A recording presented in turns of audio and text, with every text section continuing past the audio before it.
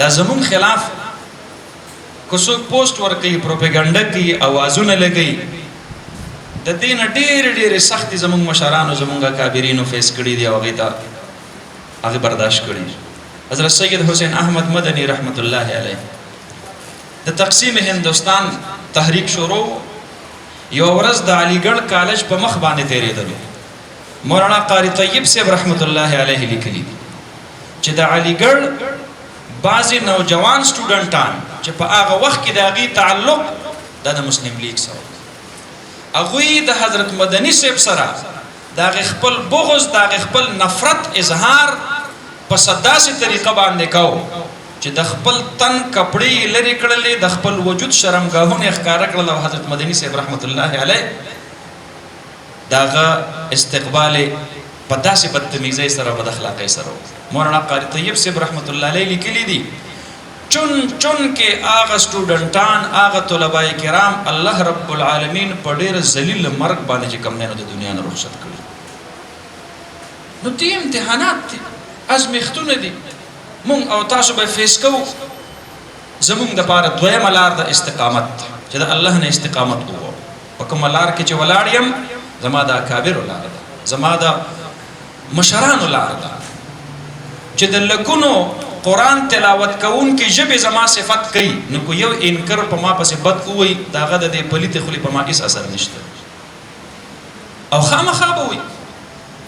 د اهل حقو د کوم کار نه چې باطل ته تکلیف وي نو د باطل د طرف نه به رد عمل هم د اهل حقو خلاف راځي. چې کله د باطل د صفونو نه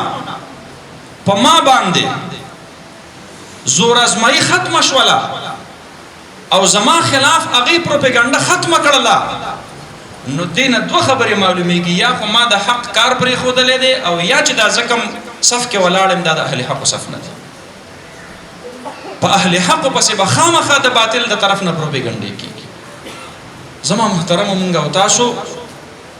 په داسې حالاتو کې د سیاست شرعیه د شعبې د هغې پهرداري الله رب العالمین را په غاړه کړې ده او دا خو د اسلام یو فریضه ده. د اسلام سیاسي بالادستي په مسلمانانو فرض ده. د اسلام سیاسي غلبه په مسلمانانو فرض ده. زه خو د یو فریضې د ادایګۍ دپاره لګیا یم. د فتنې او د فساد په زمانه کې د یو سنتو په ژوندي کولو باندې نبی علیه السلام بشارت ورکړی دی چې د 100 شهیدانو د شهادت عمره اجر الله رب العالمین د یو سنت په ژوندي کولو باندې ورکوي. من احیا سنتي عند فساد امتي فله اجر 100 شهید. نو چې د یو سنت په ژوندي کولو باندې د فساد په زمانه کې د 100 شهیدانو د شهادت اجر دی. تاسو نه تپوس کوم د یوې فریضې په زنده کولو کې د فتنې او د فساد په زمانه کې به د څومره شهداو د شهادت اجر الله رب العالمین نصیب. دا زمونږ او ستاسو خولې